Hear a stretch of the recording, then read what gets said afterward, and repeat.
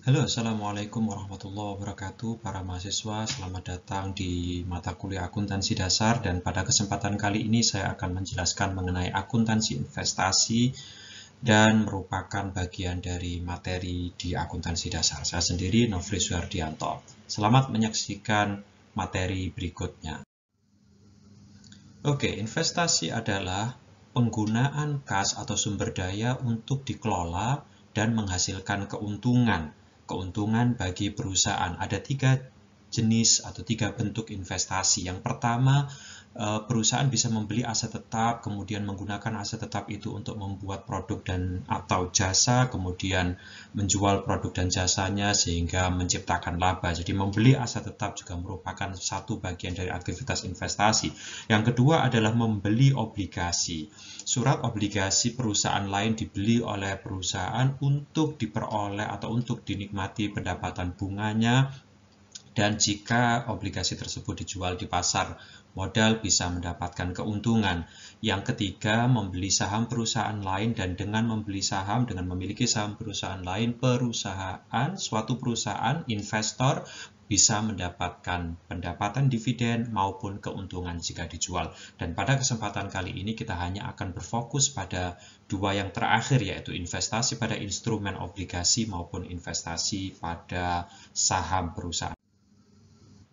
Terdapat tiga tujuan investasi. Mengapa suatu perusahaan melakukan investasi? Yang pertama adalah perusahaan melakukan investasi untuk menggunakan kas yang berlebih demi untuk menghasilkan return atau penghasilan tambahan. Yang kedua, perusahaan bisa menghasilkan laba dari pendapatan investasi, dari aktivitas investasi. Dan yang ketiga, untuk memenuhi kebutuhan strategis.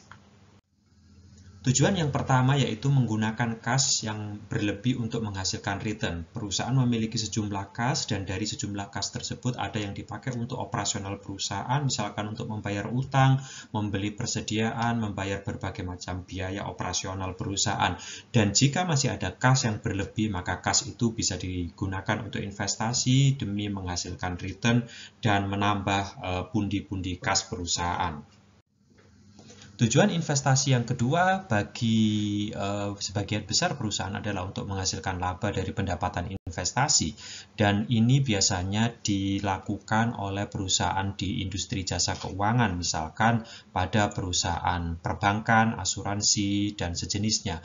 Perusahaan-perusahaan pada industri keuangan menerima simpanan dari dana publik berupa tabungan, deposito, atau premi asuransi, dan dari dana tersebut sebagian digunakan untuk investasi pada surat berharga, misalkan obligasi atau saham, dan dari investasi surat berharga tersebut perusahaan bisa menikmati return dalam bentuk bunga atau dividen atau keuntungan penjualan, dan sisanya bisa disalurkan dalam berbagai macam kredit, misalkan kredit konsumsi, kredit korporasi, kredit perumahan, dan sebagainya, yang darinya perusahaan atau perbankan bisa mendapatkan return dalam bentuk bunga. Dan ini sekali lagi biasanya dipraktekkan oleh perusahaan pada industri keuangan.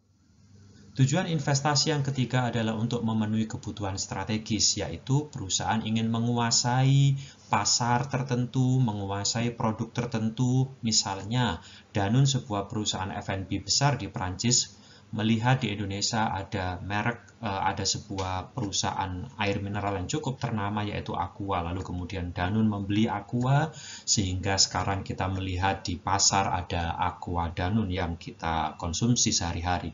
Ataupun contoh yang kedua adalah Transmart, bagian dari Transcorp, bagian dari Citicorp.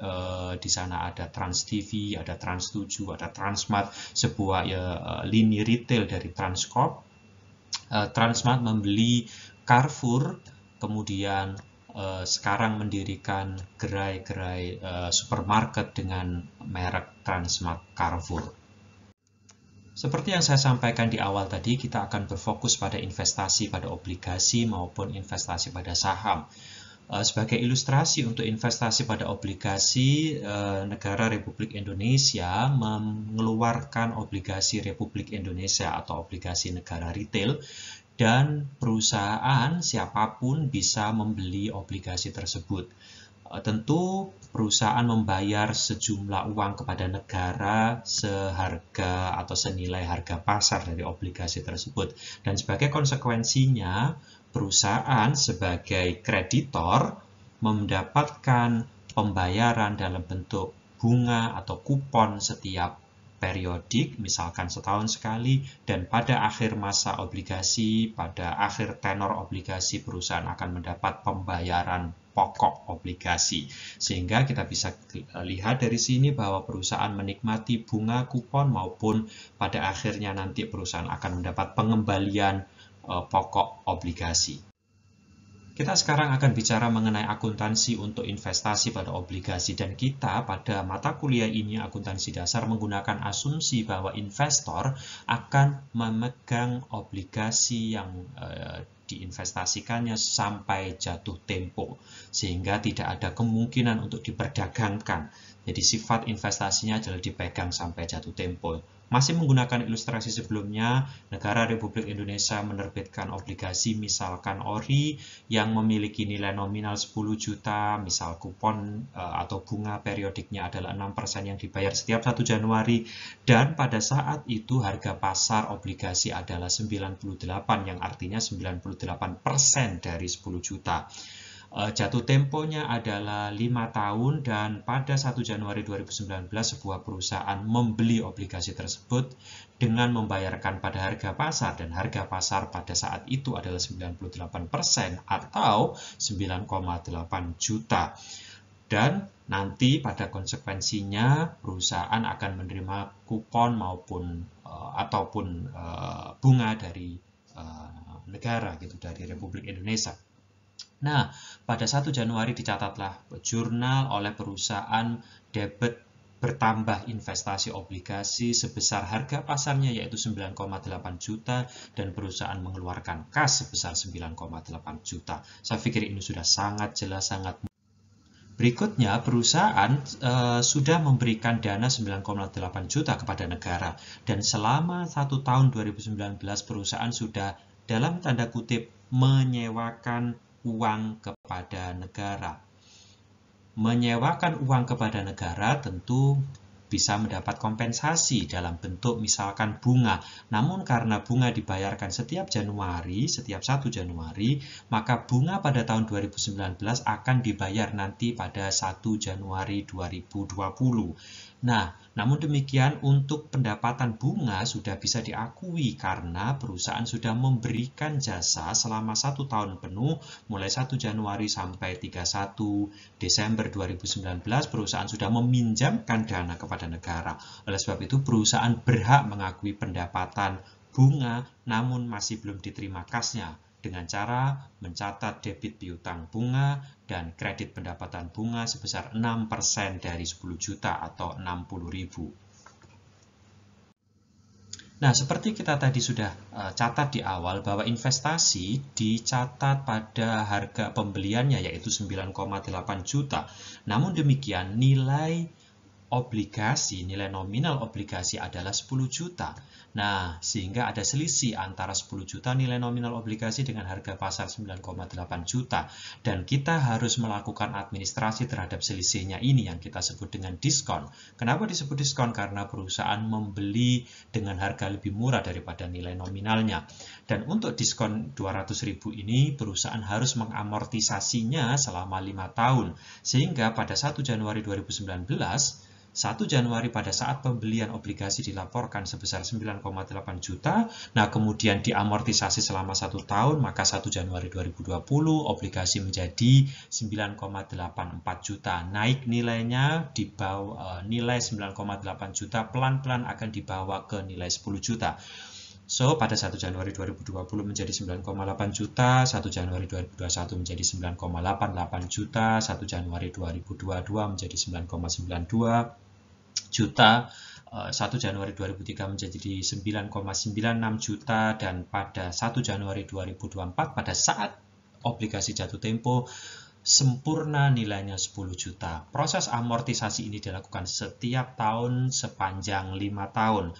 Bagaimana prosesnya? Seperti yang bisa Anda lihat pada perubahan saldo, kita harus meningkatkan nilai investasinya. Untuk kasus diskon, kita meningkatkan nilai investasi dengan mendebit investasi dan kita mengkredit pendapatan bunga. Bagaimana jika kasusnya adalah premi? Anda tinggal membalik jurnalnya. Pada kasus premium, perusahaan membeli obligasi lebih tinggi daripada harga nominalnya, sehingga perusahaan harus menurunkan pelan-pelan nilai pasar obligasinya menuju nilai nominal, menurunkan nilai investasi dengan cara mengkredit investasi.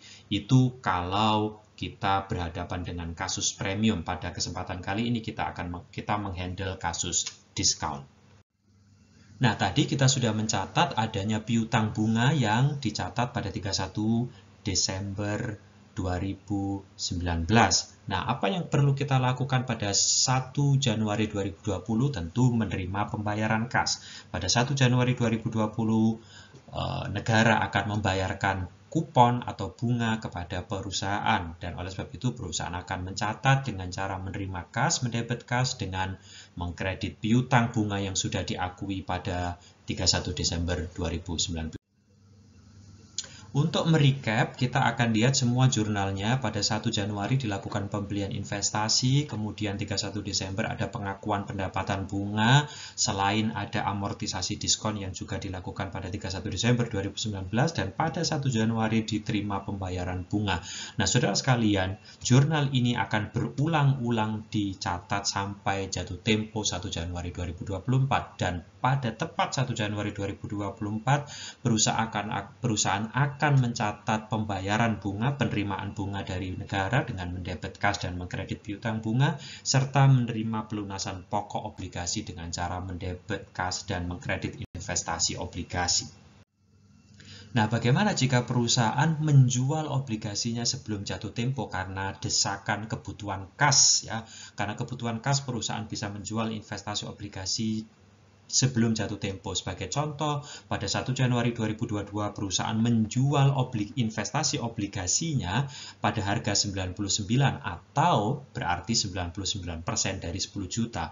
Dengan demikian, nilai buku obligasi pada 1 Januari 2022 seperti bisa Anda lihat pada tabel amortisasi, nilainya adalah 9,92 juta, sedangkan nilai penjualannya adalah 9,9 juta, sehingga perusahaan merugi karena melepas investasi yang nilainya 9,92 cukup dengan harga 9,9 juta dan perusahaan mencatatkan kerugian. Oleh sebab itu, perusahaan mendebit penerimaan kas 9,9 juta, kemudian mencatat rugi penjualan obligasi 20.000 dan melepas investasi obligasi seluruhnya pada harga nilai bukunya yaitu 9,92 juta. Sekarang kita beralih pada investasi saham. Investasi saham tidak lebih rumit daripada investasi obligasi. Sebagai contoh, PT XYZ memiliki sejumlah saham dan sebagian dari saham tersebut bisa dibeli oleh PT ABC, perusahaan lain. Kita menyebut PT XYZ sebagai investee dan PT ABC sebagai investor.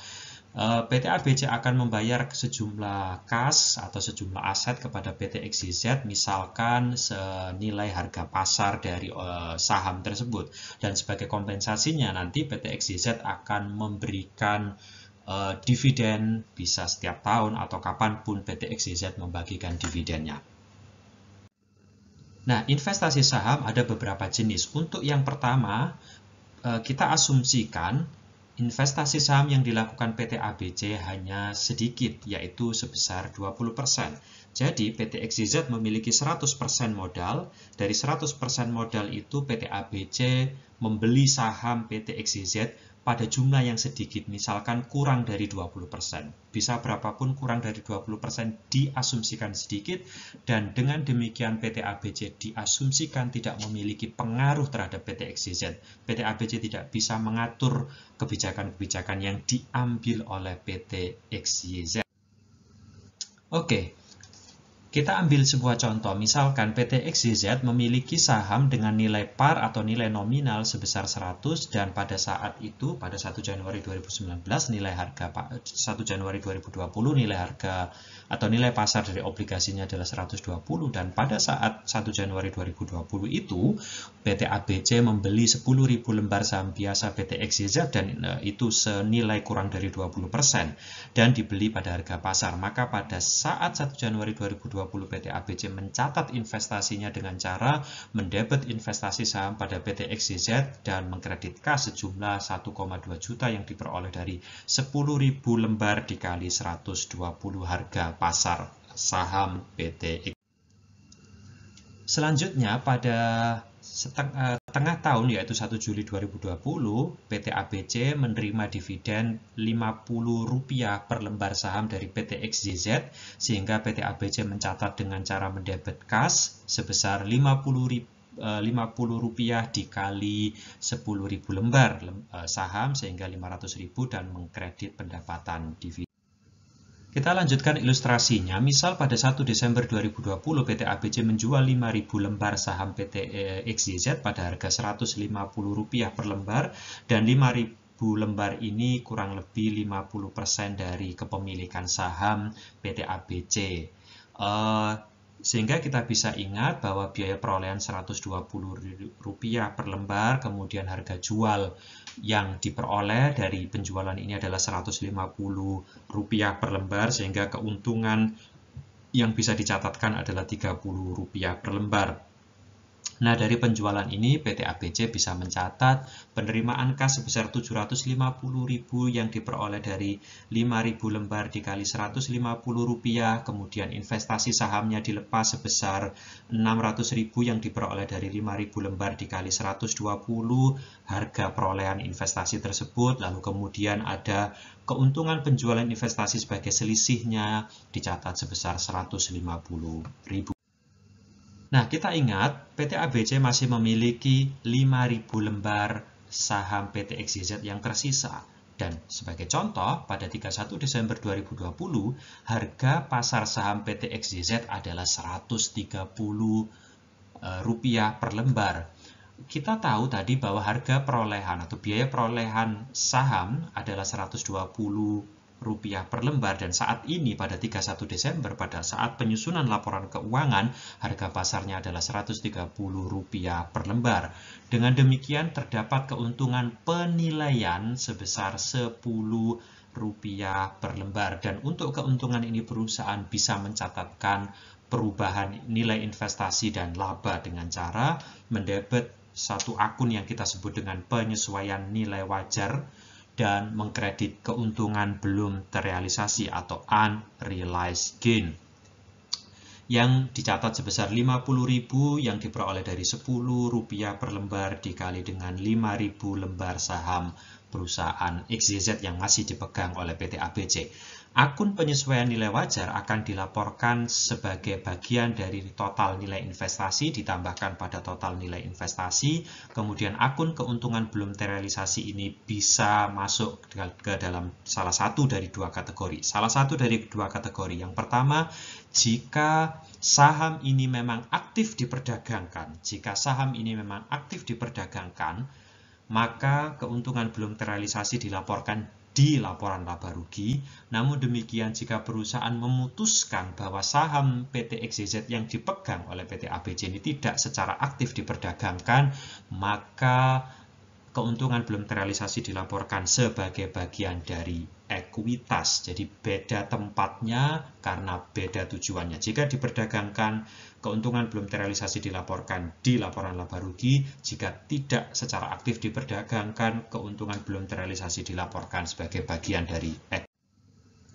Nah, bagaimana jika sekarang PT ABC sebagai investor dan PT XYZ sebagai investi membeli saham dalam jumlah besar, tidak hanya kurang dari 20%. Misal perusahaan atau PT ABC membeli lebih dari 20%. Nah, pada pembelian yang lebih dari 20% ini PT ABC diasumsikan memiliki pengaruh signifikan terhadap PT XYZ. PT ABC bisa memberikan pengaruh untuk pengambilan keputusan yang ada di dalam PT XYZ. Apa yang dilakukan dengan demikian? Secara akuntansi, PT ABC harus menerapkan metode ekuitas untuk mencatat investasinya. Metode ekuitas sebenarnya sangat sederhana, yaitu nilai perolehan awal investasi ditambah bagian laba investi. Tentu kalau investinya merugi, pasti menjadi dikurangi bagian dari rugi investi. Dan dikurangi juga dividen dari investi, sehingga kalau PT XYZ memberikan dividen kepada PT ABC, maka investasi berkurang. Kenapa demikian? Karena dianggap harta PT ABC ada di dalam PT XYZ, sehingga ketika harta yang dipegang PT XYZ itu dikembalikan kepada PT ABC, maka harta investasinya berkurang dalam bentuk dividen. Oke, sekarang kita ambil sebuah ilustrasi. Sama, PT ABC memiliki saham dengan nilai par 100 dan harga pasar 120.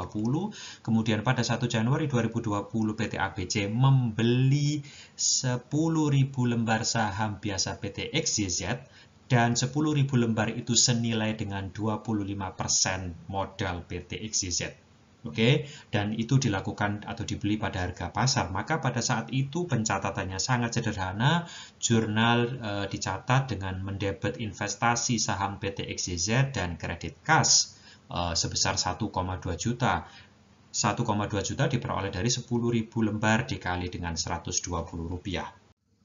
Nah, pada 1 Juli 2020 PT ABC menerima dividen sebesar 50 rupiah per lembar saham, atau senilai Rp50 dikali 10.000 lembar atau 500.000. Seperti tadi, metode ekuitas, penerimaan dividen akan dicatat sebagai pengurang investasi. Maka PT ABC mencatat dengan cara mendebet kas 500.000 dan mengkredit investasi saham PT XYZ. Kenapa kreditnya adalah investasi saham? Karena harta yang dikuasai PT XYZ, harta PT ABC yang ada di dalam PT XYZ dikembalikan, sehingga harta di sini berkurang. Kita mencatat dengan cara mengkredit investasi saham.